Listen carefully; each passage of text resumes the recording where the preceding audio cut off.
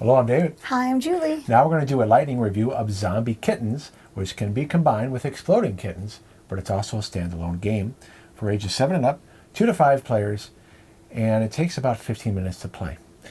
Now let's take a look at what is involved. So just like Exploding Kittens, you're going to have Exploding Kittens. There's 4 in here. Because if you're going to play with a 5-player game, you always have one less, because you'll be one living player. So with 5 players, you'd play with all 4 of these. But with 2 players, which is us, you only play with 1. Interesting. You put it off to the side. Unfortunately, you do not play with the whole deck in a 2-player game. There's a little paw print here. So in 2 players, you only play with cards with this little paw print, which is about this much of the deck. In a 3-player game, you'll play with the other part of the deck, and then with 4 or 5 players, you will combine them all. So you're not playing with many cards in a 2-player game. So instead of diffuse cards, you have Zombie Kittens. Wrong camera. You have Zombie Kittens. And you will have 1 for each player. So let's take a look what this involves. So like diffuse cards, you can avoid exploding and survive. However, if you decide not to play it or you don't have one, you can explode on purpose and become a zombie kitten. What you hope for then, because this won't work in a 2-player game, I'll explain that in a moment, but in a 3, 4, or 5-player game, if somebody else plays a zombie kitten to avoid being exploded, they play it, this goes in the discard pile, and they must bring back a player who's already exploded back from the dead. So that player and the player who played the zombie kitten, so the person who already exploded in a previous round, who's undead, and the person who plays the zombie kitten to avoid exploding this round, must bring back that player, and both these cards will be put back in the deck randomly. So that's how you play with 3, 4, or 5 players. You can come back from the dead, and the player who's out undead can still play now and nope cards, can still react, but they can't have cards stolen. So you might be wondering, then how do you ever lose? Well, at some point you're going to run out of zombie kittens and you can't avoid exploding. But in a 2-player game, Julie will have a zombie kitten, I'll have a zombie kitten. We'll shuffle these up, and then we'll deal 7 to each other.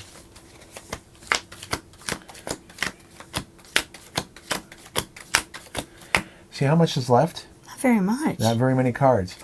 And this gets shuffled in there randomly. So we'll start out with 8 cards. I'm going over this detail for a reason, because this is going to affect our review.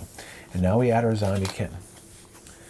And, you have all your special cards here that you can play. They have some new ones here. And we haven't played with all of the expansions, but you'll see, I still have nopes and skips. You can still play pairs to steal cards. Okay.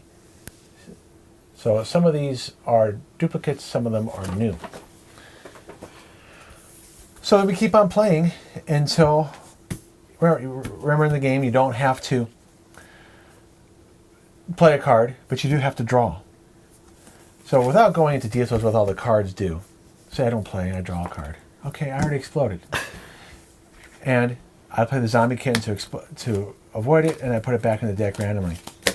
But there's no interplay here. The zombie part of the game does not come to play in 2 players. And so I'll show some of the new cards for people who have played the game before, and you want to see, well, what's in here? Well, here's one, a decapitated cat. Catapitated. And you still have nope. It has, more of a scary theme to it. I mean, it's not so scary that a young kid. No, because it's silly art. Right.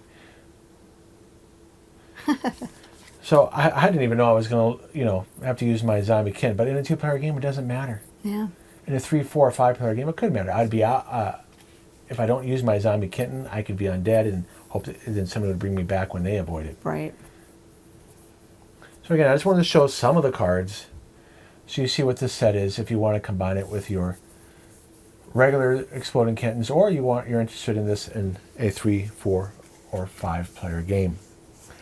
So we're going to go over the review right now. The reason why we do lightning reviews is because we don't always want to do playthroughs. And there's a reason why we're not doing a playthrough of this, because this game does not work for 2 players. Mm-mm. So is it a fun game, this set alone? What do you think, honey? It's all right. I mean, I think Well, the other one's more fun. Okay, so we played Exploding Kittens again. Would you play this over Exploding Kittens? No. So it's not as fun as Exploding Kittens. I agree. I didn't hardly laugh in this at all, where in Exploding Kittens, I was laughing Right. at almost every single card. Well, we also have the not safe for work edition. This is true. So remember, these are the cards that we're not playing with. Okay, and I think a lot of them are duplicates Of what's in there? Right. Oh, okay. So it's not as fun for 2 players. I don't know. Some might be saying, well, why don't you play with 3, 4, or 5 players? Yes, we could. But we mostly play our games with 2 players. Right. So we're reviewing this as a 2-player game. And it's a 2-player game. It's not that fun. Okay. The theme is here, especially I think it would come out more in a higher player count where you can bring kittens back from the dead. Right. Okay. The theme is there, but not in 2-player. Yeah. When you're not playing with this many of the cards You miss out on a lot. and the undead rules, it's pretty much pointless. Yeah. They should have marketed. I can see what they did. They said, well, we're not marketing this as a 3-player game. Will affect sales. That's true. It probably would have. We would not have bought this. Oh, sure. But now we bought it as a 2-player game. We're giving this not positive review. Okay. Yeah. Art. It's typical art. It's fine. cute. Yeah, it's what you expect. Cartoony. In Exploding Kitten. Components. Typical cardstock. It's average. No, actually, it's not average. These are linen cards, so they Nice. are the same quality. So yeah, they're above average.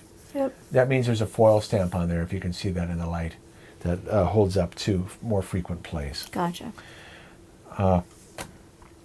Complexity.